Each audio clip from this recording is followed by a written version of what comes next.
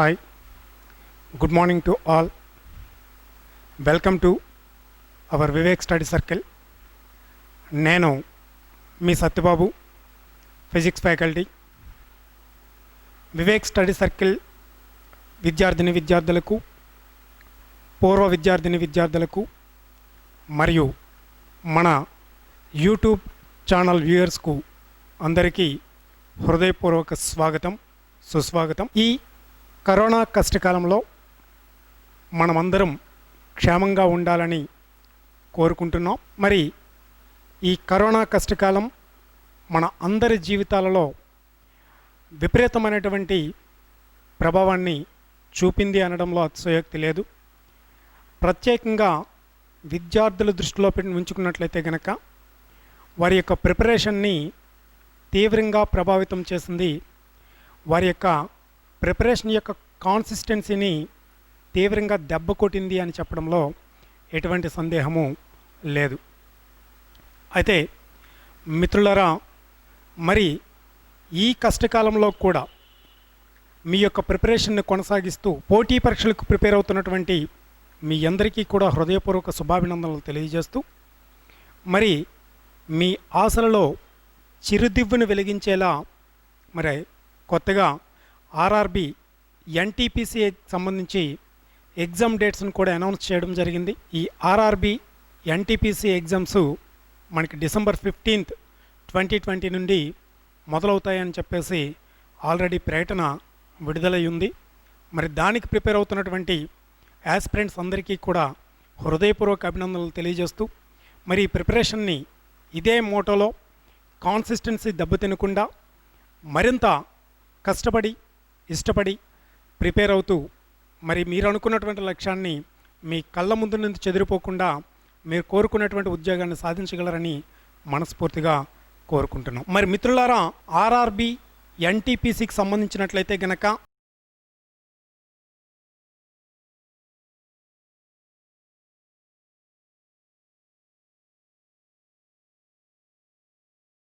ఈ RRB NTPC selection అనేది మనకి రిటర్న్ ఎగ్జామ్ 2 దశల్లో ఉంటుంది అన్న విషయం మీ అందరికీ తెలిసినటువంటిదే.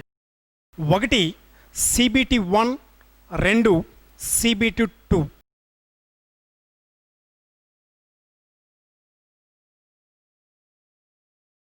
మిత్రులారా, ఈ CBT 1 కంప్యూటర్ బేస్డ్ టెస్ట్ 1 నందు 100 మార్క్స్కి ఎగ్జామ్ ఉంటుంది. టైం 90 minutes ఉంటుంది. ఈ CBT 1 100 మార్క్స్ ఎగ్జామ్లో మన physics and chemistry, general science నుంచి మనం చూసుకున్నట్లయితే కనుక జనరల్ సైన్స్ నుండి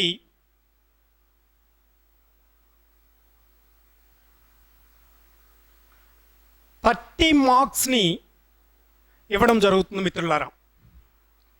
జనరల్ సైన్స్లో భాగంగా మన physics, chemistry, biology and science and technology ఉంటుంది.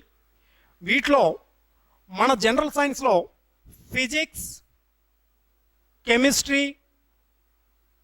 ప్లస్ సైన్స్ అండ్ టెక్నాలజీ మనం గమనించినట్లయితే కనుక దీనికి 20 to 22 మార్క్స్ అనేవి ఈ చాప్టర్స్ నుండి కవర్ చేయడం అనేది జరుగుతూ ఉంటుంది.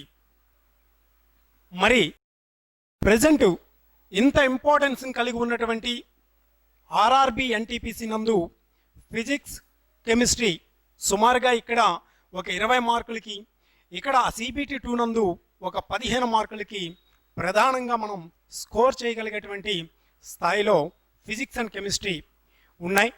మరి ఒక ప్రిపేర్ అవుతున్నటువంటి యాస్పిరెంట్ తన ఉద్యోగాన్ని సాధించడంలో ఫిజిక్స్ అండ్ కెమిస్ట్రీ అనేది ప్రధానమైనటువంటి భూమిక పోషిస్తుంది అని చెప్పడంలో ఎటువంటి అతిశయోక్తి లేదు. మరి దీన్ని దృష్టిలో ఉంచుకొనే మరి విద్యార్థుల కోరిక మేరకు ఈరోజు మీ ముందుకు ఈ విధంగా రావడం జరిగింది మిత్రులారా. మరి ఈ క్లాస్లో మనం ఏం చేయదలుచుకున్నాము, ఏ విధంగా మనం ముందుకు పోదలుచుకున్నాము అనేది ఒకసారి గమనించినట్లయితే కనుక మన విద్యార్థులందరూ కూడా కాన్సెప్ట్ని ఎంతో సక్రమంగా చదువుతూ ఉంటున్నాం. మనం ఆ చదువుతున్నటువంటి కాన్సెప్ట్ని ఎగ్జామ్లో అడుగుతున్నటువంటి క్వశ్చన్స్ని ఆన్సర్ చేయడంలో ఫెయిల్ అవుతూ ఉంటున్నాం.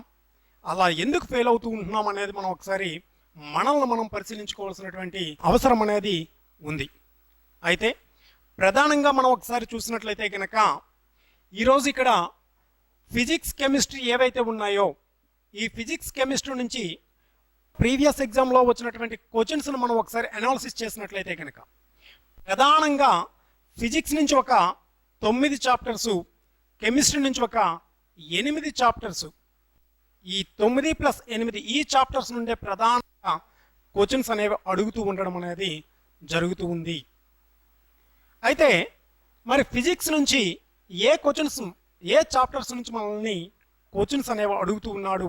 ఫిజిక్స్ సిలబస్ను ఒకసారి మనం చూసినట్లయితే కనుక 1 సౌండ్ అండి, 2 light,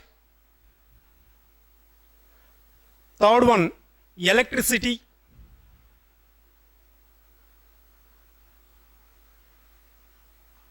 4th one mechanics,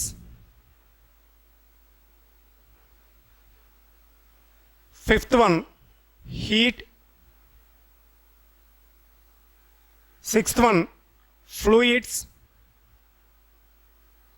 7th one units and dimensions,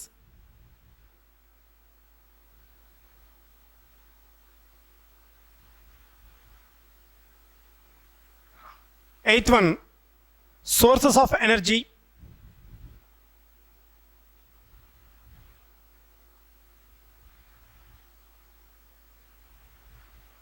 దీంట్లోనే ప్రధానంగా న్యూక్లియర్ ఎనర్జీ,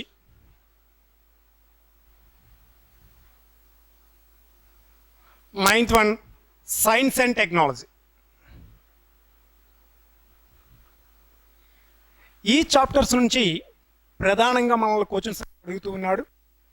మరి వీటిలో చూసినట్లయితే కనుక స్పెషల్లీ సౌండ్ లెసన్ నుంచి కంపల్సరిగా ఒక బిట్ అనేది మనల్ని అడుగుతూ ఉన్నాడు.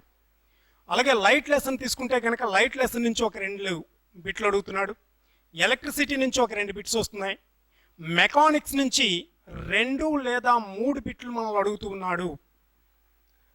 హీట్ చూసుకుంటే హీట్ నుంచి ఒక బిట్ వస్తుంది. యూనిట్స్ అండ్ డైమెన్షన్స్ నుంచి తప్పనిసరిగా ఒక బిట్ అనేది మనల్ని అడుగుతూ ఉన్నాడు. ఈ sources of energy and science and technology నుంచి ఒక బిట్టు, అలాగే ఫ్లూయిడ్స్తో కలిపి మ్యాగ్నెటిజం నుంచి ఎయిదర్ 1 ఆర్ నన్, 1 లేదా 2 క్వశ్చన్స్ అనేవి రావడం అనేది జరుగుతూ ఉంది మిత్రులారా. అయితే ఈ చాప్టర్స్లో మనం ప్రధానంగా ఫోకస్ చేసి చదవలసినటువంటి చాప్టర్స్ ఏంటి అంటే కనుక మీకు తెలిసిందే, సౌండ్ లెసన్ బాగా ఫోకస్ చేసి చదవాలి. Light, electricity, mechanics and heat. Sources of energy, science and technology, units and dimensions నుంచి కూడా కంపల్సరీగా ఒక బిట్ అనేది ఏది యూనిట్స్ అయినా అడుగుతున్నాడు లేదా డైమెన్షన్స్ అయినా సరే అడుగుతూ ఉన్నాడు. కాబట్టి ఈ చాప్టర్ మీద కూడా మనం కాన్సన్ట్రేషన్ చేసి చదవవలసినటువంటి అవసరం అనేది ఉంది. కెమిస్ట్రీని మనం చూసినట్లయితే కనుక కెమిస్ట్రీలో ప్రధానంగా మనం అడుగుతున్నటువంటి chapters 1 elements and its importance, మూలకాలు మరియు వాటి ప్రాముఖ్యత. దీంట్లోనే భాగంగా క్లాసిఫికేషన్ ఆఫ్ ది ఎలిమెంట్స్, మూలకాలు వర్గీకరణ, మూలకాలు వర్గీకరణ.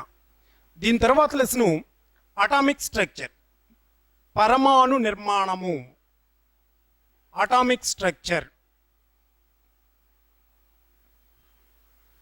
4th వన్ కెమికల్ బాండింగ్, రసాయన బంధము. 5th one acids, bases, salts and chemical reactions. Chemical reactions, ఆమ్లాలు, క్షారాలు, లవణాలు మరియు రసాయన చర్యలు అనేటువంటి టాపిక్ నుంచి క్వశ్చన్స్ అడుగుతూ ఉన్నాడు మనకి. అలాగే 6th వన్ మెటలాలజీ, మెటలాలజీ నుంచి క్వశ్చన్స్ అడుగుతూ ఉన్నాడు. 7th వన్ ఆర్గానిక్ కెమిస్ట్రీ, మెటలాలజీ అనగా లోహ సంగ్రహణ శాస్త్రము. తర్వాత ఉన్నటువంటిది ఆర్గానిక్ కెమిస్ట్రీ, కర్బన రసాయన శాస్త్రం నుండి క్వశ్చన్స్ అడుగుతున్నాడు. అలాగే లాస్ట్ వన్ ఏంటి అంటే కనుక జనరల్ కెమిస్ట్రీ, సాధారణ రసాయన శాస్త్రము. వీటిలో నుంచి ఈ 8 చాప్టర్స్ నుంచి మనకు ప్రధానంగా క్వశ్చన్స్ అనేవి రెగ్యులర్గా అడుగుతున్నటువంటి క్వశ్చన్స్. కాబట్టి మిత్రులారా, ఈ చాప్టర్స్ను మనం బాగా కాన్సన్ట్రేషన్ చదువుకున్నట్లయితే కనుక ఈ చాప్టర్స్ నుంచి అడుగుతున్నటువంటి క్వశ్చన్స్ని మనం ఆన్సర్ చేయడం అనేది చాలా ఈజీగా ఉంటుంది. అయితే ఇక్కడ ఒక్క విషయం మనం గమనించినట్లయితే కనుక మిత్రులందరూ కూడా కాన్సెప్ట్ చదువుతూ ఉన్నారు, అందులో సందేహమే లేదు. ఎగ్జామ్ రాసి వచ్చిన తర్వాత మిత్రులు మమ్మల్ని కలిసేటప్పుడు లేదా మాకు వాట్సాప్లో పెట్టేటప్పుడు కొన్ని రకాలైనటువంటి క్వశ్చన్స్ పెట్టి, సార్ ఈ క్వశ్చను ఎక్కడి నుంచి తీసుకొచ్చాడు సార్ అని అడుగుతూ ఉన్నారు. మిత్రులరా, క్వశ్చన్ వాడు ఎక్కడి నుంచో తీసుకొచ్చింది లేదు, మన కాన్సెప్ట్లోనే ఉంటుంది. ఆ కాన్సెప్ట్లో ఉన్నటువంటి క్వశ్చన్ని మనం అప్లికేషన్లోనికి తీసుకువెళ్ళడంలోనే సమస్యని ఎదుర్కొంటూ ఉన్నాము. కాబట్టి మిత్రులారా, ఈ కాన్సెప్ట్ మీరు ఏదైతే చదివి ఉన్నారో, చదివి ఉన్నటువంటి కాన్సెప్ట్ని అప్లికేషన్లోనికి తీసుకువెళ్ళడానికి మనం చేయవలసినటువంటి పని ఏంటి అంటే కనుక నెంబర్ ఆఫ్ టెస్ట్స్ని అటెంప్ట్ చేయాలి, నెంబర్ ఆఫ్ టెస్ట్లని ప్రాక్టీస్ చేస్తూ ఉండాలి. ఇలా నెంబర్ ఆఫ్ టెస్ట్లు మనం ప్రాక్టీస్ చేసినట్లయితే కనుక మీరు ఎక్కడైతే ఇబ్బందిని ఎదుర్కొంటూ ఉన్నారో ఆ ఇబ్బంది నుంచి బయటపడేటువంటి అవకాశం అనేది ఉంది. కాబట్టి మిత్రులారా, మీరు చేయవలసినటువంటి అతి ప్రధానమైనటువంటి పని ఏంటి అంటే కనుక మీరు ఏదైతే ఇప్పటివరకు చదివి ఉన్నారో ఆ చదివిన కాన్సెప్ట్స్ను బేస్ చేసుకొని మీరు నెంబర్ ఆఫ్ మోడల్ టెస్ట్స్ అనేవి ఆన్సర్ చేస్తూ ఉండాలి. ఇలా ఆన్సర్ చేయటం వల్ల ఏమవుతుంది అంటే కనుక ఎగ్జామ్ ప్యాటర్న్లో అడుగుతున్నటువంటి క్వశ్చన్స్ అనేవి, ఆస్కింగ్ ఆఫ్ క్వశ్చనింగ్ అనేది ఏ విధంగా ఉంది అనేది మీకు తెలియడం అనేది జరుగుతుంది. దాన్ని ఆన్సర్ చేయడం అనేది సులువు అవుతుంది. మిత్రులారా, ఆర్ఆర్బి ఎన్టీపీసీ ప్రీవియస్ పేపర్లో సౌండ్ లెసన్ నుంచి ఒక క్వశ్చన్ ఇలా అడుగున్నాడు. ఏ source produces 30 crests and troughs in 0.3 seconds. Find the frequency of the. ఒక ధ్వని జనకము నుండి 0.3 సెకండ్ల కాలంలో 30 శృంగాలు మరియు ద్రోణులు అనేవి విడుదలైతే ఆ ధ్వని తరంగం యొక్క పౌనఃపున్యము ఎంత అని అడిగాడు. మరి మిత్రులారా, మీరు చదివేటప్పుడు పౌనఃపున్యము అంటే ఏంటో చదువున్నారు. పౌనఃపున్యము అనగా number of cycles per unit time. ప్రమాణ కాలంలో చేసే కంపనాల సంఖ్య, ప్రమాణ కాలంలో చేసే కంపనాల సంఖ్యనే మనం ఏమని చెప్తాము అంటే కనుక పౌనఃపున్యము అని చెప్తాం. మరి ఈరోజు మీరు అక్కడ ఏదైతే చదివి ఉన్నారో ఈ కాన్సెప్ట్ని అప్లికేషన్ చేస్తూ ఈ సమస్యను సాధించడానికి అవకాశం అనేది ఉంది. మరి ఇక్కడ మీరు గమనించినట్లయితే కనుక ఇక్కడ వాడు టైం ఇచ్చున్నాడు. టైం t ఎన్ని సెకండ్స్ అని ఇచ్చున్నాడు అంటే కనుక 0.3 సెకండ్స్. మరి ఇక్కడ ఒక తరంగం అనేది ఎన్ని సైకిల్స్ చేసిందంట? 30 crests and troughs, 30 శృంగాలు ద్రోణులు ఏర్పడింది. ఒక శృంగము ఒక ద్రోణి అనేది ఒక సైకిల్ అవుతుంది. మనకి ఒక కంపనమునందు ఒక శృంగము ఒక ద్రోణి కలిపి ఏమంటామంటే కనుక ఒక సైకిల్, ఒక కంపనము అని చెప్తాం. మరి ఈ ధ్వని తరంగం అనేది అటువంటి సైకిల్స్ ఎన్ని సైకిల్స్ చేసింది? 30 సైకిల్స్ చేసింది. ఇప్పుడు 30 సైకిల్స్ చేయటానికి పట్టిన కాలం ఎంత అంటే కనుక 0.3 సెకండ్ల కాలం అనేది పట్టింది. ఇప్పుడు పౌనఃపున్యం న్యూ ఈక్వల్స్ ఏమని చెప్పాం? Number of cycles by time అని చెప్పాం. Number of cycles new equals to number of cycles ఎన్ని ఇక్కడ మనకి 30 సైకిల్స్ చేసింది. టైం ఎంత కాలంలో 0.3 సెకండ్స్ కాలంలో చేసింది. సో ఇప్పుడు 30 అపాన్ 0.3 దీన్ని సింప్లిఫై చేసినట్లయితే కనుక డినామినేటర్లో 0.3 ఉంది కాబట్టి మనం పైన కింద కూడా 10తో మల్టిపుల్ చేసినట్లయితే కనుక that equals to 300/3. 3 1s 3 cancel అయిపోతే ఏమొస్తుంది మనకి 100 హెడ్జ్. సో ఈ సమస్య యొక్క ఆన్సర్ ఏంటి, ఈ ప్రాబ్లం యొక్క ఆన్సర్ ఏంటి అవుతుంది అంటే కనుక 100 హెడ్జ్ అవుతుంది. అంటే ఇక్కడ మీరు కాన్సెప్ట్ చదువు పౌనఃపున్యము అంటే కనుక number of cycles in unit time, ప్రమాణ కాలంలో చేసే కంపనాల సంఖ్య అనే కాన్సెప్ట్ని చదువున్నాం. కానీ ఎగ్జామ్లో వాడు ఏం చేశారంటే కనుక ఆ కాన్సెప్ట్ మీద బేస్ అయ్యి ఒక ప్రాబ్లం ఇచ్చేసరికి ఈ ప్రాబ్లంని ఎలా సాల్వ్ చేయాలో తెలియక ఇది ఎక్కడుంది సార్ అని చెప్పేసి మనం తికమక పడుతున్నటువంటి సందర్భం. కాబట్టి మిత్రులారా, ఈ చదివినటువంటి కాన్సెప్ట్ని ఎగ్జామ్లో అప్లికేషన్లోనికి మనం తీసుకురావాలి అంటే కనుక ఈ టైప్ ఆఫ్ క్వశ్చన్స్ని మనం ఏం చేయాలి అంటే కనుక ఎక్కువగా ప్రాక్టీస్ చేయవలసినటువంటి అవసరం అనేది ఉంది. మరి అలాగే ఇదే సౌండ్ లెసన్ నుంచి మరొక క్వశ్చన్ కూడా అడుగున్నాడు. ఆ క్వశ్చన్ ఒకసారి చూద్దాం. A sound wave of frequency 4 kHz and a wavelength of 40 centimeters. The time taken by the sound wave to travel the distance of 3.2 km is అని చెప్పేసి అడిగాడు. 4 kHz పౌనఃపున్యము 40 సెంటీమీటర్ల తరంగ దైర్ఘ్యము కల ఒక ధ్వని తరంగము 3.2 కిలోమీటర్ల దూరం ప్రయాణించుటకు పట్టిన సమయము అని చెప్పి ఈ విధంగా మనకు అడుగున్నాడు. మరి మనం చదివినటువంటి కాన్సెప్ట్లో తరంగ వేగము v equals to nu lambda అని చెప్పి చదివి ఉన్నాం.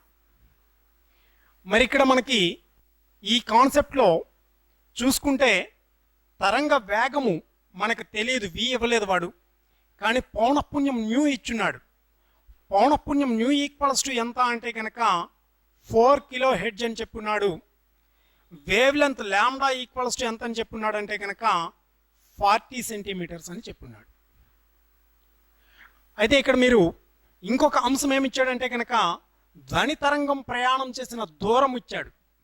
డిస్టెన్స్ ఈక్వల్స్ టు డిస్టెన్స్ ఎంత అని చెప్పున్నాడు అంటే కనుక 3.2 కిలోమీటర్స్ అని చెప్పున్నాడు. అయితే ఈ ప్రాబ్లం సాల్వ్ చేయటంలో డిఫికల్ట్ అయినటువంటి అంశం ఏమీ లేదు. మిత్రులు సరిగ్గా గమనించినట్లయితే కనుక ఒక అంశం ఏమి ఇక్కడ ఉంది అంటే కనుక యూనిట్స్ అనేవి వేరు వేరు సిస్టమ్స్లో ఉన్నాయి. ఒక యూనిట్ ఏమో ఎంకేఎస్లో ఉంటే ఒకటేమో సిజిఎస్ సిస్టంలో ఉన్నాయి.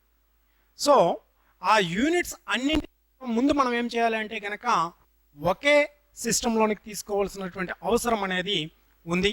సో ఇక్కడ 4 kHz అనేది ఎన్ని హెడ్జ్లకు సమానము అంటే కనుక 4000 హెడ్జ్కి సమానం అవుతుంది. 40 సెంటీమీటర్ అనేది ఎంకేఎస్లోకి మార్చినట్లయితే కనుక 0.4 మీటర్స్కి ఈక్వల్ అవుతుంది. 3.2 కిలోమీటర్ అనేది మీటర్స్లోకి చేంజ్ చేసినట్లయితే కనుక 3200 మీటర్స్కు ఈక్వల్ అవుతుంది. ఇప్పుడు ఏవైతే అంశాలు మనం ఉన్నాయో ఈ అంశాలని ఈ ఫార్ములాలో సబ్స్టిట్యూట్ చేసినట్లయితే కనుక ఫస్ట్ మనం దేన్ని ఫైండ్ అవుట్ చేయొచ్చు అంటే కనుక వెలాసిటీ ఆఫ్ ది వేవ్ని ఫైండ్ అవుట్ చేయగలం. సో ఇక్కడ మనం గమనించినట్లయితే కనుక velocity of the wave v equals to nu lambda నందు న్యూ ఈక్వల్స్ టు ఎన్ని హెడ్జెస్ అండి 4000 hertz. 4000 into lambda equals to how much, lambda is 0.4 meters. 0.4. So for 4 16 decimal ఉంది కాబట్టి ఒక జీరో క్యాన్సిల్ అయిపోతే 1600 meters per second. Now we got that velocity of the sound wave. కానీ వాడు మనల్ని ఏమడుగున్నాడు, ప్రయాణించడానికి పట్టిన సమయం అడుగున్నాడు. సో వెలాసిటీ మనకు తెలుసు, వేవ్ ట్రావెల్ చేసినటువంటి డిస్టెన్స్ తెలుసు. డిస్టెన్సు వెలాసిటీ మనకు తెలిసినట్లయితే కనుక velocity v equals to formula ఏంటి? డిస్టెన్స్ బై టైం, దూరము బై కాలం. ఇక్కడ వేవ్ ట్రావెల్ చేసినటువంటి డిస్టెన్స్ ఎంత? 3200 మీటర్స్. మనకేం కావాలి? టైం t కావాలి. That implies velocity v equals to 1600 equals to 3200 by t. Therefore, t equals to 3200 by 1600. So simplify చేసినట్లయితే కనుక 16 1 జా 16 2 జా, that equals to 2 seconds. అంటే ఈ వేవ్ అనేది ఈ 3.2 కిలోమీటర్ డిస్టెన్స్ని ట్రావెల్ చేయడానికి దానికి ఎంత పడుతుంది అంటే కనుక జస్ట్ 2 సెకండ్స్ కాలం అనేది పట్టడం అనేది జరుగుతూ ఉంటుంది. కాబట్టి మిత్రులు గమనించవలసింది ఏంటంటే కనుక వేగము అనేటువంటి కాన్సెప్ట్ మనం చదివి ఉన్నాం. ఈ కాన్సెప్ట్ని ఎగ్జామ్లో వాడు ఏం చేస్తున్నాడంటే కనుక అప్లికేషన్ మోడ్లో అడుగుతున్నాడు. కాబట్టి ఈ కాన్సెప్ట్ని అక్కడ అప్లై చేసేటువంటి విధానం మనకు తెలుసుంటే కనుక క్వశ్చన్ పేపర్లో వచ్చినటువంటి క్వశ్చన్స్ని మనం ఈజీగా ఆన్సర్ చేయగలుగుతూ ఉంటాము. భయపడవలసినటువంటి అవసరం అనేది ఉండదు. దీనికి మనం చేయవలసిందల్లా ఒకటే మిత్రులారా, ఏంటంటే కనుక more and more practice practice practice. మరి కాంత్ అనే లెసన్ నుండి మనం తీసుకున్నట్లయితే కనుక కాంత్ అనే లెసన్ నుంచి వాడు ఏ రకమైనటువంటి క్వశ్చన్ అడుగున్నాడు ఒకసారి గమనించినట్లయితే కనుక, if you look into a mirror your image is smaller than you, then the type of mirror is అని చెప్పేసి అడుగున్నాడు. నీవు ఒక దర్పణంలో చూస్తున్నప్పుడు నీ ప్రతిబింబం నీకన్నా చిన్నదిగా ఉంది, కనిపించింది. అయితే ఆ దర్పణం ఏ రకమైనది అని అడుగున్నాడు. మిత్రులారా, మీరు కాన్సెప్ట్ చదువున్నాం. దర్పణము, ఈ దర్పణంలో ఉండేటువంటి రకాలు, ఒకటి సమతల దర్పణం చదివున్నారు, గోళాకార దర్పణాలు చదివున్నారు. Plane mirror, spherical mirror. ఈ గోళాకార దర్పణాలు మరలా మనకి రెండు రకాలని చెప్తూ ఉంటాం.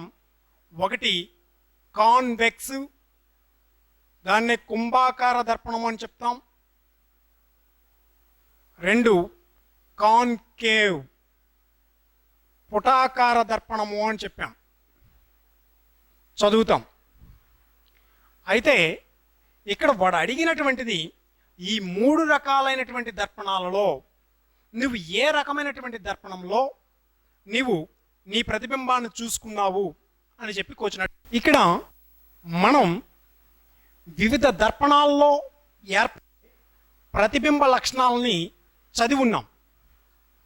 ఆ చదివి ఉన్నటువంటి అంశాన్ని ఇక్కడ అప్లికేషన్లో వాడు అడుగు. చదివి ఉండేటప్పుడు సమతల దర్పణంలో ఏర్పడే ప్రతిబింబ లక్షణాన్ని మనం గమనించినట్లయితే సమతల దర్పణంలో ఏర్పడే ప్రతిబింబ లక్షణము వస్తు పరిమాణం ఎంతైతే ఉంటుందో ప్రతిబింబ పరిమాణము కూడా అంతే ఉంటుంది అని మనం చదివి ఉన్నాం. ఇక్కడ వస్తు పరిమాణము, నీ ప్రతిబింబము నీకన్నా ఎలా ఉంది? చిన్నదిగా ఉంది. నీ పరిమాణము కన్నా నీ ప్రతిబింబ పరిమాణం అనేది చిన్నదిగా ఉంది, అంటే డిమినిష్డ్ ఇమేజ్ అనేది ఫామ్ అయింది. ప్లేన్ మిర్రర్ అనేది ఏం చేస్తుంది అంటే కనుక సేమ్ సైజ్ ఉన్నటువంటి ఇమేజ్ని ఫామ్ చేస్తుంది. కాబట్టి ఇక్కడ నువ్వు చూసింది డిమినిష్, కాబట్టి అది సమతల దర్పణం వల్ల ఏర్పడుతుందా అంటే కనుక కాదు. మరి రెండవది ఏంటి? కుంభాకార దర్పణం మనం తీసుకుంటే కనుక కుంభాకార దర్పణం అనేది కూడా వస్తువు ఏ స్థానంలో ఉన్నప్పటికీ కూడా కుంభాకార దర్పణం అనేది ఎప్పుడూ కూడా చిన్నదైనటువంటి డిమినిష్డ్ మిథ్యా ప్రతిబింబము, విర్చువల్ ఇమేజ్నే ఫామ్ చేస్తుంది. గమనించండి, కుంభాకార దర్పణము వస్తువు ఏ స్థానంలో ఉన్నప్పటికీ కూడా కుంభాకార దర్పణం అనేది ఎప్పుడూ కూడా చిన్నదైనటువంటి మిథ్యా ప్రతిబింబాన్ని ఏర్పాటు చేస్తుంది. కాబట్టి ఇక్కడ నువ్వు చూసుకున్నటువంటి ప్రతిబింబం నీకన్నా చిన్నదిగా ఉంది అంటే డీమినిష్డ్ ఇమేజ్ అనేది ఫామ్ అయింది. మరి డీమినిష్డ్ ఇమేజ్ని ఏది ఫామ్ చేస్తుంది అంటే కనుక ఏది ఫామ్ చేస్తుంది మిత్రులారా? కుంభాకార దర్పణం అనేది ఫామ్ చేస్తుంది. సో ఆన్సర్ ఏమవుతుంది అంటే కనుక కుంభాకార దర్పణము. Convex mirror. మరి what about concave sir? Concave మనం తీసుకుంటే కనుక కాన్కేవ్ అనేది వస్తువు ఉన్నటువంటి స్థానాన్ని బట్టి అది వివిధ రకాలైనటువంటి ప్రతిబింబాలని ఏర్పాటు చేస్తుంది. అయితే వస్తువు ఉన్నటువంటి స్థానం అనేది మారుతూ ఉంటే కనుక ప్రతిబింబం యొక్క సైజు కూడా ఏమవుతూ ఉంటుందంటే కనుక మారుతూ ఉంటుంది. ప్రతిబింబ లక్షణము కూడా ఏమవుతుంది అంటే కనుక మారుతూ ఉంటుంది. కానీ కుంభాకార దర్పణంలో మాత్రము ఎప్పుడూ కూడా అది ఒకే రకమైనటువంటి ప్రతిబింబము డీమినిష్డ్ విర్చువల్ ఇమేజ్నే ఫామ్ చేస్తుంది. కాబట్టి ఇక్కడ వస్తు పరిమాణం కంటే ప్రతిబింబ పరిమాణము చిన్నదిగా కనిపించింది కాబట్టి అది ఏ రకమైనటువంటి దర్పణము అంటే కుంభాకార దర్పణము అని చెప్తాం. సో ఇక్కడ మీరు దర్పణంలో ప్రతిబింబ లక్షణాలను చదివి ఉన్నాం. దాన్ని ఇక్కడ అప్లికేషన్లో చిన్న ట్విస్ట్ ఇచ్చి మనల్ని అడుగుతూ ఉన్నాడు. కొంచెం జాగ్రత్తగా మన పూర్వజ్ఞానాన్ని ఒకసారి మనం రీకాల్ చేసుకోగలిగితే కనుక ఇటువంటి క్వశ్చన్స్ని ఈజీగా ఆన్సర్ చేయగలుగుతూ ఉంటాం. మిత్రులారా, కాంతి నుంచి మరో క్వశ్చన్ మనం గమనించినట్లయితే కనుక an incident ray strikes a plane mirror with an angle of 20 degrees with the mirror. Find the angle between incident ray and reflected ray. ఒక కాంతి కిరణము ఒక సమతల దర్పణంపై దర్పణముతో 20 డిగ్రీల కోణము చేస్తూ పతనము చెందింది. అయితే పతన కిరణము మరియు పరావర్తన కాంతి కిరణాల మధ్య కోణము ఎంత అని చెప్పి ఒక క్వశ్చన్ అడిగి ఉన్నాడు. మరి మనం కాంతి పరావర్తనం చదివేటప్పుడు రిఫ్లెక్షన్ గురించి చదివేటప్పుడు పరావర్తన సూత్రాలు చదువుతాం, మన కాన్సెప్ట్ చదువుతూ ఉంటాం. కాంతి పరావర్తనంలో పరావర్తన సూత్రాలు angle of incidence is equals to angle of reflection అని చెప్పేసి పతన కాంతి కిరణం ఎంత కోణముతో అయితే పతనము చెందుతుందో తిరిగి అంతే కోణముతో పరావర్తనము చెందుతుంది.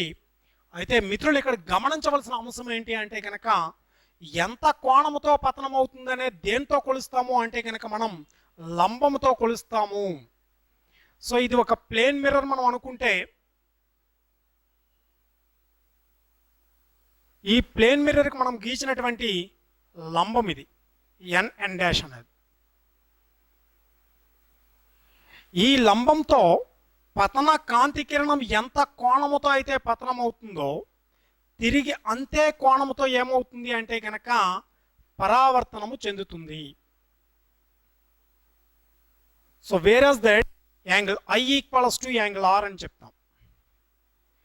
కాంతి కిరణం అనేది లంబముతో కోణం చేస్తూ పతనమైనప్పుడు ఇక్కడ మీరు గమనించండి, కాంతి కిరణం అనేది కోణం చేస్తూ పతనమైంది, దర్పణముతో కోణము చేస్తూ పతనమైంది. వాడు అడిగిన క్వశ్చన్లో చిన్న ట్విస్ట్ ఇచ్చున్నాడు అంతే. మనం జనరల్గా ఏమని చెప్తాము అంటే కనుక 20 డిగ్రీల కోణంతో పతనమైంది కాబట్టి ఇది 20 డిగ్రీస్ వేస్తాం, ఇది 20 డిగ్రీస్, ఈ రెండింటి మధ్య కోణం అడిగాడు కాబట్టి 20 + 20 దట్ ఈక్వల్స్ టు 40 డిగ్రీస్ అని చెప్పి ఆన్సర్ చేస్తాం. ఇది తప్పు. ఎందుకు అంటే కనుక ఇచ్చిన క్వశ్చన్లో ఉన్నటువంటి ట్విస్ట్ మనం ఒకసారి గమనించినట్లయితే కనుక పతన కాంతి కిరణం అనేది లంబంతో కోణం చేస్తూ పతనం కాల, దేంతో కోణం చేస్తూ పతనమైంది అన్నాడు అంటే కనుక దర్పణముతో కోణం చేస్తూ పతనమైంది. దీన్ని గమనించినట్లయితే కనుక ఇప్పుడు ఈ ప్లేన్ మిర్రర్కి దర్పణంతో కోణం చేసింది, ఈ దర్పణంతో కోణం చేస్తూ ఎంత కోణం చేసింది దర్పణంతో 20 డిగ్రీల కోణం చేస్తూ ఒక కాంతి కిరణం అనేది ఇన్సిడెంట్. మరి ఈ కాంతి కిరణం అనేది దర్పణముతో 20 డిగ్రీల కోణం చేస్తే లంబముతో ఎంత కోణం చేసినట్టు? దర్పణానికి లంబానికి కోణం 90 డిగ్రీలు కాబట్టి 90లో 20 డిగ్రీల కోణంతో పతనమైంది కాబట్టి ఈ కోణం రిమైనింగ్ ఎంత అవుతుందండి? 90 - 20 90 - 20 చేస్తే కనుక దట్ ఈక్వల్స్ టు 70 డిగ్రీస్. అంటే యాంగిల్ ఆఫ్ ఇన్సిడెంట్ రే అనేది లంబంతో చేసే కోణం ఎంత అంటే కనుక 70 డిగ్రీస్ కోణంతో పతనమైంది. మరి 70 డిగ్రీస్ కోణంతో పతనమైతే అదే లంబంతో ఏమవుతుందండి? 70 డిగ్రీస్ కోణం చేస్తూ పరావర్తనం అనేది చెందుతుంది. సో ఇక్కడ లంబంతో 70 డిగ్రీల కోణంతో పతనమైన కాంతి కిరణము తిరిగి పరావర్తనము చెందినప్పుడు అదే లంబంతో 70 డిగ్రీల కోణంతో పరావర్తనము చెందుతుంది. ఇప్పుడు చెప్పండి మిత్రులారా, పతన కాంతి కిరణానికి పరావర్తన కాంతి కిరణానికి ఇన్సిడెంట్ రేకు మధ్య ఉండేటువంటి కోణం ఎంత అని అడిగితే గనక ఎంతని చెప్తాం మనం? 70 degrees plus 70 degrees that equals to ఎంతండి? 140 degrees. So the answer is 140 degrees. So ఇక్కడ మనం చదివిన కాన్సెప్ట్ మనకు గుర్తుంది, angle of incident is always be equal to angle of reflection అని చెప్పేసి.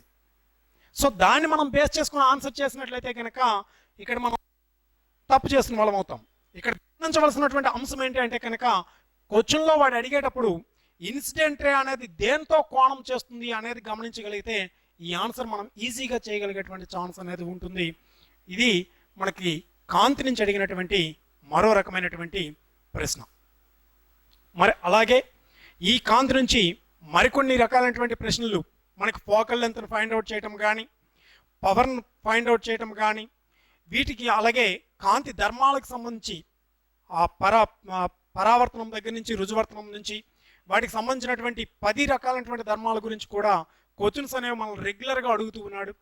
అయితే వీటన్నింటినీ కూడా ఈ సెషన్లో మనం కవర్ చేయలేం కాబట్టి మనకి ప్రీవియస్ పేపర్లో ఏ రకమైనటువంటి క్వశ్చన్స్ డిఫికల్ట్ లెవెల్ ఉన్నటువంటి క్వశ్చన్స్ని మాత్రమే మనం ఈ సెషన్లో మనం డిస్కస్ చేస్తున్నాం. అలాగే మరి కాంతి తర్వాత మనం చూసినట్లయితే కనుక ఎలక్ట్రిసిటీ లెసన్ నుంచి ఏ రకమైనటువంటి క్వశ్చన్స్ వాడు అడుగుతూ ఉన్నాడు అనేది కూడా ఒకసారి గమనిద్దాం. విద్యుత్ లెసన్ నుంచి ప్రీవియస్ క్లాస్లో అడిగినటువంటి ఒక క్వశ్చన్ మనం చూద్దాం. లాస్ట్ సెషన్లో ప్రీవియస్ ఎగ్జామ్లో ఒక క్వశ్చన్ అడుగున్నాడు. ఇలా ఒక సర్క్యూట్నిచ్చి ఈ సర్క్యూట్లో find the flow of current in the circuit.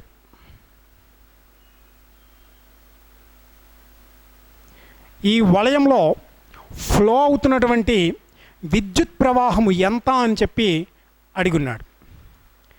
మరి ఇక్కడ మీరు గమనించినట్లయితే కనుక ఈ సర్క్యూట్లో వాడు ఏ అంశాలు మనకి ఇచ్చున్నాడు అనేది గమనించినట్లయితే కనుక ఈ సర్క్యూట్లో నిరోధాలు ఇచ్చున్నాడు. సో నిరోధం ఆర్ ఇచ్చున్నాడు, రెసిస్టెన్స్ ఆర్ తెలుసు, ఇంకా పొటెన్షియల్ వి తెలుసు. పొటెన్షియల్ వి తెలుసు. మరి ఇక్కడ మీరు గమనించండి మిత్రులారా, నిరోధం 6 పొటెన్షియల్ వి ఇచ్చి మనల్ని కరెంట్ ఐ ఎంతో ఫైండ్ అవుట్ చేయమన్నాడు. మీరు ఒకసారి గమనించినట్లయితే కనుక ఈ 3 అంశాలతో నిరోధము, పొటెన్షియల్, కరెంట్, ఈ 3 అంశాలతో ఉన్నటువంటి సంబంధాన్ని మనం ఒకసారి గమనించినట్లయితే కనుక బై ఓమ్స్ లా, ఓం నియమం ప్రకారము మనకు వి ఈక్వల్స్ టు ఫార్ములా ఏంటంటే కనుక ఐఆర్ అని తెలుసు. మరి V equals to IR formula నుంచి మనల్ని ఏం ఫైండ్ అవుట్ చేయమన్నాడు అంటే కనుక కరెంట్ ఐని ఫైండ్ అవుట్ చేయమన్నాడు. So that implies current I equals to V by R. మరి ఇక్కడ పొటెన్షియల్ వి ఈక్వల్స్ టు మనకు తెలిసిన అంశం 4 volts అని తెలుసు. మరి వాట్ అబౌట్ రెసిస్టెన్స్ ఆర్? నిరోధం ఆర్ ఎంత? మరి ఆర్గా 3 ఓమ్స్, 5 ఓమ్స్, 6 ఓమ్స్, 2 ఓమ్స్. దీంట్లో ఏ వాల్యూను మనం ఆర్గా తీసుకుంటాము అనేది గమనిస్తే ఇక్కడ ఈ సర్క్యూట్లో నిరోధాలు అనేవి ఒకదానితో ఒకటి ఏం చేయబడ్డాయంటే కనుక కంబైన్ చేయబడి ఉన్నాయి, కలపబడి ఉన్నాయి. కలపబడి ఉన్నటువంటి నిరోధాలకి రిజల్టెంట్ రెసిస్టెన్స్ని ముందుగా మనం ఫైండ్ అవుట్ చేయాలి, ఫలిత నిరోధాన్ని ఫైండ్ అవుట్ చేయాలి. మిత్రులారా, ఈ సర్క్యూట్ని మనం ఏబిసిడిగా మనం గమనిస్తే, ఏబిసిడి అనుకుంటే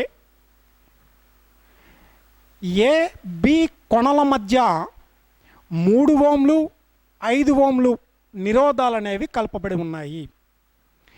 ఈ 3 ఓంలు 5 ఓంల నిరోధాలు అనేవి ఏ విధానంలో కలపబడి ఉన్నాయంటే కనుక ఒకదానితో ఒకటి వరుసగా కలపబడి ఉన్నాయి. ఒకదానితో ఒకటి వరుసగా కలపబడితే ఆ సంధానాన్ని మనం ఏమని పిలుస్తామంటే కనుక శ్రేణి సంధానము అని పిలుస్తాం, సిరీస్ కాంబినేషన్. శ్రేణి సంధానంలో ఫలిత నిరోధం R ఈక్వల్స్ టు ఏమవుతుంది? R1 plus R2. సో ఫలిత నిరోధం R equals to R1 plus R2 ఫార్ములాలో మనం వేసినట్లయితే కనుక R1 ఇక్కడ 3 ఓమ్స్ అని ఇచ్చున్నాడు, R2 5 ఓమ్స్ అని ఇచ్చున్నాడు. So resultant resistance 3 ohms plus 5 ohms, total 8 ohms అవుతుంది. సో ఏబి కొనల మధ్య ఫలిత నిరోధం ఎంత అవుతుంది అంటే కనుక 8 ఓమ్స్ అవుతుంది. అలాగే ఇక్కడ సిడి కొనల మధ్య ఫలిత నిరోధము చూడండి, సిడి కొనల మధ్య కూడా 2 ఓంలు మరియు 6 ఓంల నిరోధాలు అనేవి ఏ సంధానం చేయబడ్డాయి అంటే కనుక ఇక్కడ కూడా నిరోధాలు ఒకదానితో ఒకటి వరుసగా కలుపబడి ఉన్నాయి. కాబట్టి ఇది కూడా ఏ సంధానం అవుతుందంటే కనుక శ్రేణి సంధానమే అవుతుంది. కాబట్టి ఈ సంధానంలో కూడా ఫలిత నిరోధము 8 ఓంలు అవుతుంది. 6 ప్లస్ 2 ఓంలు, 6 ఓంలు ప్లస్ 2 ఓంలు, టోటల్ ఎంత అంటే కనుక 8 ఓంలు. ఏబి కొనల మధ్య కూడా ఫలిత నిరోధం ఎంత అంటే కనుక 8 ఓంలు. ఈ 8 ఓంలు ఏబి కొనల మధ్య ఉన్నటువంటి ఫలిత నిరోధం 8 ఓంలు, సిడి కొనల మధ్య ఉండే ఫలిత నిరోధం 8 ఓంలు. ఈ 8 ఓంలు 8 ఓంలు ఫలిత నిరోధాలు అనేవి ఏ సంధానం చేయబడ్డాయి అనేది గమనిస్తే కనుక ఏబి కొనల మధ్య ఉండేటువంటి నిరోధం 8 ఓంలు, సిడి కొనల మధ్య ఉండే నిరోధం 8 ఓంలు, రెండూ కూడా ఒకదానితో ఒకటి సమాంతర సంధానము చేయబడ్డాయి, ప్యారలల్ కాంబినేషన్ చేయబడింది. మరి సమాంతర సంధానం చేస్తే కనుక సమాంతర సంధానంలో ప్యారలల్ కాంబినేషన్లో resultant resistance 1/R equals to ఏమవుతుంది? 1/R1 plus 1/R2. సో ఇప్పుడు మీరు 1/R1 ఏబి కొనల మధ్య ఉండే రిజల్టెంట్ రెసిస్టెన్స్ 8 ఓమ్స్ కాబట్టి 1/8 plus 1/8, 1/R equals to 1/8 plus 1/8, that equals to 2/8. So మనం సింప్లిఫికేషన్ చేసినట్లయితే కనుక 2 1 జా 2 4 జా మనకి రిజల్టెంట్ రెసిస్టెన్స్ R కావాలి. R ఈక్వల్స్ టు ఈ ఫ్రాక్షన్ని రెసిప్రోకల్ చేసినట్లయితే కనుక సో 1/4 అనేది రెసిప్రోకల్ అయితే కనుక 4 ఓమ్స్ అవుతుంది. So resultant resistance R equals to ఎన్ని ఓంలు అంటే కనుక 4 ఓంలు. సో ఇప్పుడు గమనించండి, పొటెన్షియల్ V నీకు తెలుసు, రిజల్టెంట్ రెసిస్టెన్స్ R తెలుసు, మనకు కావాల్సింది ఏంటి అంటే కనుక కరెంట్ I కావాలి. So current I equals to V 4 by resistance 4 ohms. So 4/4 equals to 1 ampere. So వలయంలో ప్రయాణం చేస్తున్నటువంటి విద్యుత్ ప్రవాహం ఎంత అంటే కనుక ఎన్ని యాంపియర్ల విద్యుత్ ప్రవాహం అండి? 1 యాంపియర్ విద్యుత్ ప్రవాహం అనేది ప్రవహిస్తూ ఉంది. ఈ విధంగా ఈ సర్క్యూట్ ఇచ్చినప్పుడు సర్క్యూట్లో ఉన్నటువంటి రెసిస్టెన్సెస్ అనేవి ఏ కాంబినేషన్లో ఉన్నాయి అనేది మనం గమనించి రిజల్టెంట్ రెసిస్టెన్స్ను ఫైండ్ అవుట్ చేసి అప్పుడు మనం ఏం చేయాలి అంటే కనుక వాడు ఏదైతే అంశాన్ని కనుక్కోమన్నాడో ఆ అంశాన్ని మనం ఫైండ్ అవుట్ చేయడం జరుగుతూ ఉంటుంది. అయితే కొన్ని సందర్భాల్లో ఇంతకన్నా కొంచెం కాంప్లికేటెడ్ సర్క్యూట్స్ ఇస్తాడు. సర్క్యూట్ కాంప్లికేటెడ్గా ఉందని మనం భయపడిపోవాల్సిన అవసరం అనేది లేదు. మీరు జాగ్రత్తగా గమనిస్తే కనుక ఆ సర్క్యూట్లో ఉన్నటువంటి రెసిస్టెన్సెస్ అనేవి ఏ కాంబినేషన్లో ఉన్నాయి, ఎదురు సీరియస్ కాంబినేషనా లేదా ప్యారలల్ కాంబినేషన్లో ఉన్నాయా అనేది మనం ఐడెంటిఫై చేస్తే కనుక రిజల్టెంట్ రెసిస్టెన్స్ అనేది ఫైండ్ అవుట్ చేయడం అనేది ఈజీ అవుతుంది. ఇటువంటి సమ్స్ మరొక సెషన్లో మనం మరిన్ని సమ్స్ అనేవి చేద్దాం. విద్యుత్ లెసన్ నుంచి అడిగినటువంటి రెండో క్వశ్చన్ ఒకసారి మనం చూద్దాం. ఈ question, what will be the resistance of 100 what and 200 volts lamp? 100 వాట్ల సామర్థ్యము 200 వోల్ట్ల పొటెన్షియల్ గల విద్యుత్ దీపము యొక్క నిరోధము ఎంత అని అడుగున్నాడు. విద్యుత్ సామర్థ్యం మనం గమనించినట్లయితే కనుక పవర్ P ఈక్వల్స్ టు, మీకు తెలిసిన formula P equals to V into I అని మనకు తెలుసు. మరి power P equals to V into I మనకు తెలిసినట్లయితే కనుక ఇచ్చినటువంటి డేటాలో పవర్ P తెలుసు, పొటెన్షియల్ V తెలుసు. మరి పవర్ P పొటెన్షియల్ V తెలిస్తే ఇక్కడ నీకు కరెంట్ I ఉంది, కానీ వాడు నిన్ను అడిగింది ఏంటి అంటే కనుక రెసిస్టెన్స్ R అడిగి ఉన్నాడు. మరి వీని మనం చూసినట్లయితే కనుక by Ohm's law V equals to ఏమని రాయొచ్చు అంటే కనుక IR అని రాయొచ్చు. మరి V ఈక్వల్స్ టు IR అని రాసినట్లయితే కనుక I ఈక్వల్స్ టు ఏమవుతుంది? V బై R అవుతుంది. ఇప్పుడు ఇక్కడ ఐకి బదులుగా మనం ఏం సబ్స్టిట్యూట్ చేయాలి అంటే కనుక V బై R అనే అంశాన్ని సబ్స్టిట్యూట్ చేయాలి. Then power P equals to V into V by R. ఇప్పుడు ఇచ్చిన డేటాలో ఒకసారి గమనించండి. పవర్ P ఈక్వల్స్ టు ఎన్ని వాట్స్ అని ఇచ్చున్నాడు వాడు? 100 వాట్స్ అని ఇచ్చున్నాడు. పొటెన్షియల్ V ఈక్వల్స్ టు ఎంత అని ఇచ్చున్నాడు? 200 వోల్ట్స్ అని ఇచ్చున్నాడు. సో పవర్ P తెలుసు, పొటెన్షియల్ V తెలుసు. మనకు కావాల్సింది ఏం కావాలి అంటే కనుక రెసిస్టెన్స్ R కావాలి. That implies power P equals to 100 watts, 100 equals to V. V is 200 volts. 200 into 200 by R. ఈ 100 1 జా 100 2 జా క్యాన్సిల్ అయిపోయినట్లయితే కనుక 2 2 జా 400. That implies R equals to 400 ohms. అంటే ఈ విద్యుత్ బల్బు యొక్క లేదా ఈ ఎలక్ట్రిక్ ల్యాంప్ యొక్క రెసిస్టెన్స్ ఎంత ఉంది అంటే కనుక ఎంత అవుతుందండి? 400 ఓమ్స్ అనేది అవుతుంది. సో ఇది మనకి పవర్ అనేటువంటి కాన్సెప్ట్ని తీసుకొని, పవర్ అనేటువంటి కాన్సెప్ట్లో P ఈక్వల్స్ టు VI అనేటువంటి ఫార్ములా మనకి మైండ్లో ఉంటుంది. రెసిస్టెన్స్తో ముడిపెడుతూ క్వశ్చన్ అనేది మనల్ని అడగడం. మనం కొంచెం ముందుకు వెళ్ళినట్లయితే కనుక ఆ వాల్యూని I equals to V by R అనేటువంటి వాల్యూని మనం సబ్స్టిట్యూట్ చేయగలిగితే ఈ క్వశ్చన్ ఆన్సర్ చేయడం అనేది ఈజీ అవుతుంది మిత్రులారా. సో ఆ రకమైనటువంటి క్వశ్చన్స్ మనకి విద్యుత్ లెసన్ నుంచి అడుగుతూ ఉన్నాడు. ఇవి కాకుండా సర్క్యూట్స్ మనం డ్రా చేసి రిజల్టెంట్ రెసిస్టెన్స్ని ఫైండ్ అవుట్ చేయమంటూ ఉన్నాడు. అలాగే అత్యంత ఇంపార్టెంట్ చాప్టర్ అయినటువంటి మెకానిక్స్ నుంచి ఎక్కువగా ప్రాబ్లమేటిక్ క్వశ్చన్స్ అడుగుతూ ఉన్నాడు. మెకానిక్స్ చాప్టర్ నుంచి ఏ విధమైనటువంటి క్వశ్చన్స్ అడుగున్నాడో ఒకసారి గమనిద్దాం. A ball of 0.1 kg dropped from rest when it falls through a distance of 2 meters, the work done by the force of gravity. 0.1 kg ద్రవ్యరాశి గల ఒక బంతి విరామ స్థానము నుండి పతనం చెందింది.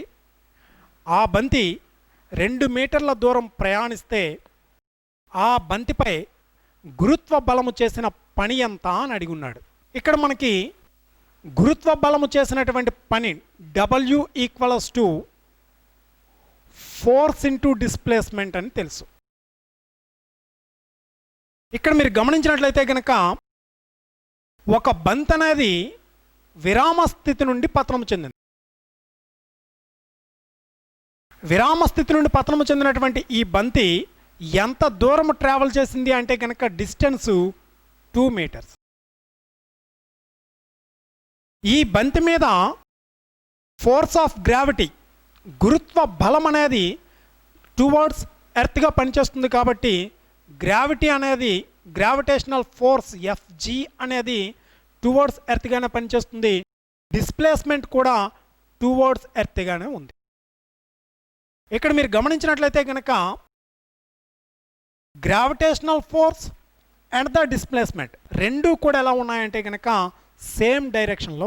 బంత్ అనేది స్వేచ్ఛగా కిందకు పతనం అవుతున్నప్పుడు గ్రావిటేషనల్ ఫోర్సు, వస్తువు పొందినటువంటి డిస్ప్లేస్మెంట్ రెండూ కూడా మనకి ఒకే డైరెక్షన్లో ఉన్నాయి. ఒకే డైరెక్షన్లో ఉండేటప్పుడు గ్రావిటేషనల్ ఫోర్సు ఈ బంతిపై చేసినటువంటి పని W ఈక్వల్స్ టు ఫార్ములా ఏంటంటే కనుక F d cos theta. F అంటే ఫోర్స్, డి అంటే displacement, theta is the angle between the force and displacement.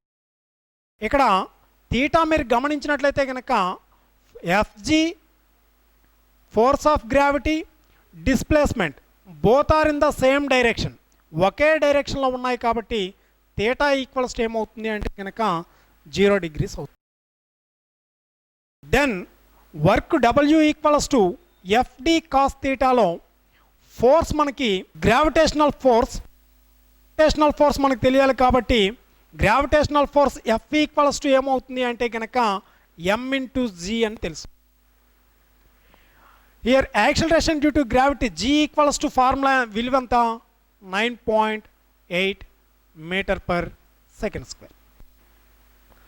Now force F equals to m అంటే కనుక 0.1 kg, 0.1 into 9.8 that equals to 0.98 newtons.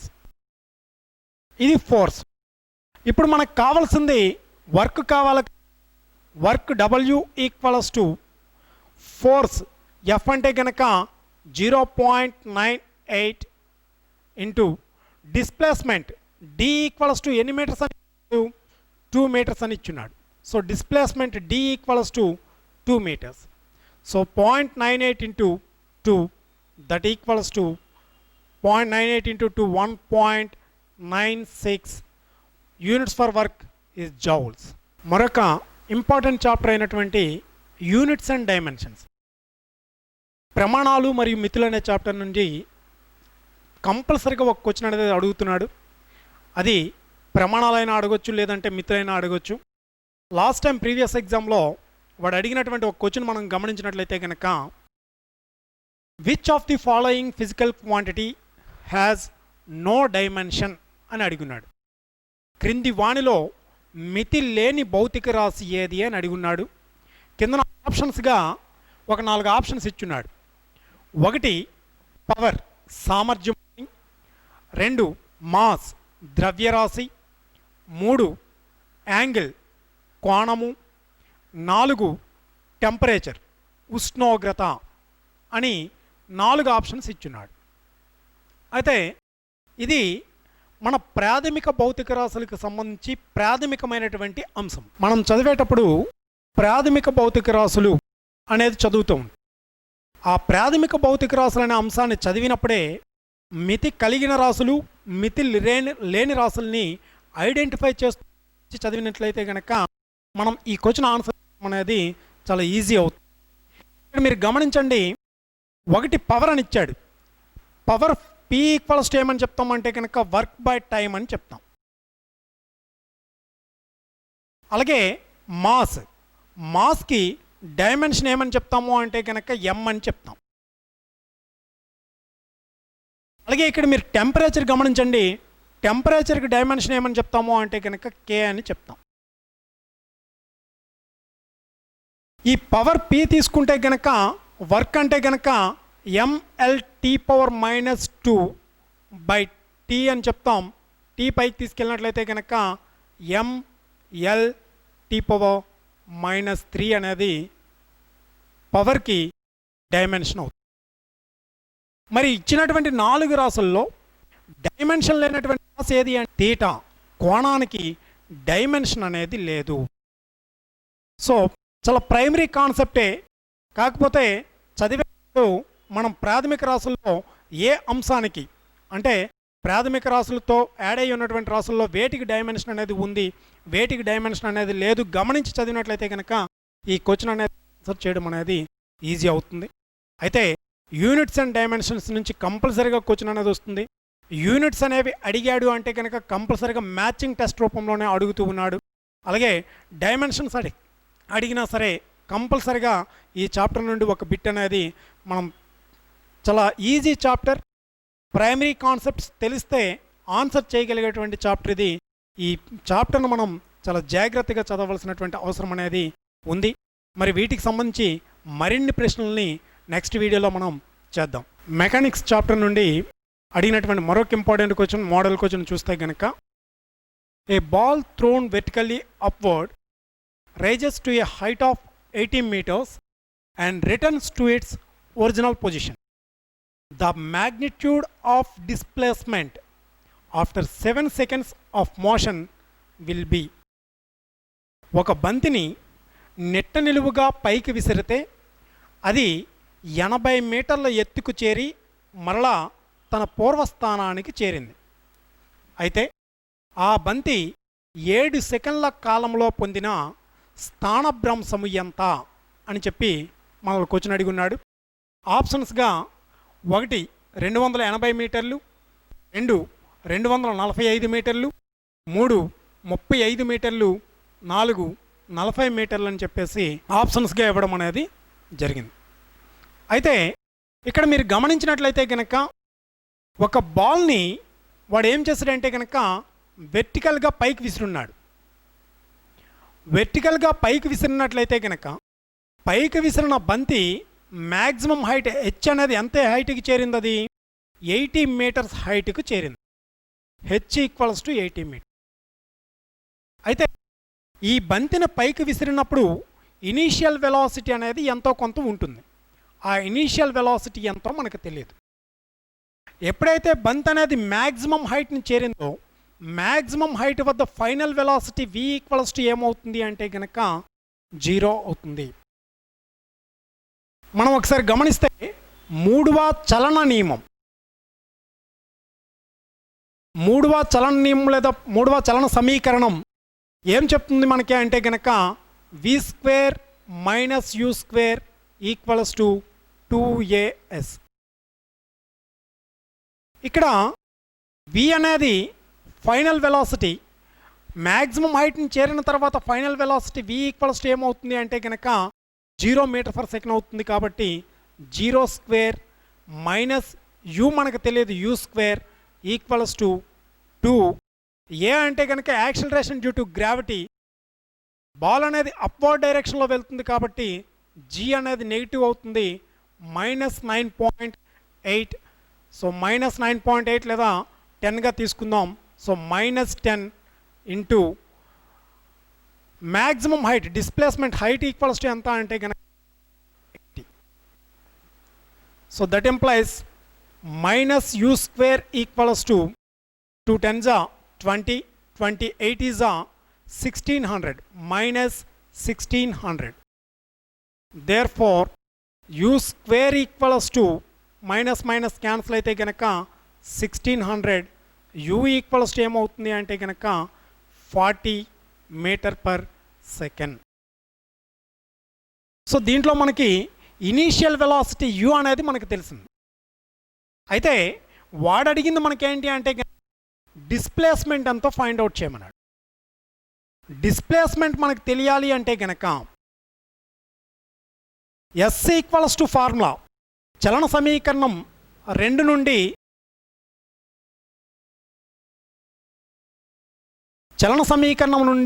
నుండి displacement S equals to formula ఏంటంటే కనుక ut plus of at². ఇక్కడ object అనేది గ్రావిటీతో ప్రయాణం చేస్తుంది కాబట్టి g equals to 10 metre per second స్క్వేర్గా తీసుకుందాం. టైం t ఈక్వల్స్ టు ఎంత అంటే కనుక 7 సెకండ్స్ అని. సో ఈ వాల్యూస్ను మనం సబ్స్టిట్యూట్ చేసినట్లయితే కనుక u ఈక్వల్స్ టు మనకి 40. సో 40 ఇంటూ టైం అనేది ఎంత అంటే కనుక 7 seconds. So 40 × 7 plus half. A అంటే కనుక acceleration due to gravity opposite డైరెక్షన్లో ట్రావెల్ అవుతుంది కాబట్టి ఇది -10 ఇంటూ టైం టీ అనేది 7 కాబట్టి 7². That equals to 4 7s are 28.